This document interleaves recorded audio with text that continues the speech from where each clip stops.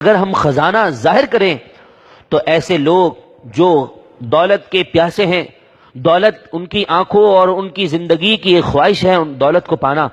تو وہ اس انسان پر اٹیک کرتے ہیں، حملہ کرتے ہیں اور اس کے مال کو چرا کر لے جاتے ہیں۔ تو ہم اپنے خزانے کو چھپا کر رکھیں، اور جسے اللہ تبارک و تعالیٰ نے خزانہ بتایا،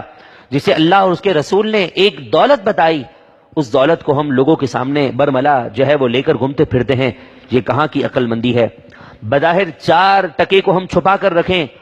جسے ہم دولت سمجھیں، اور قرآن اسے فانی بتائے، اللہ کا کلام اسے حقیر بتائے، اور جسے اللہ دولت بتائے، جسے اللہ تبارک و تعالی عزت کا تاج بتائے، اور ہم اس عزت کو ہم بے عزتی کے طور پر برملا مارکیٹوں میں ایسے گھما دیں، تو اس کے اندر ایک مرد کی کمزوری ہے۔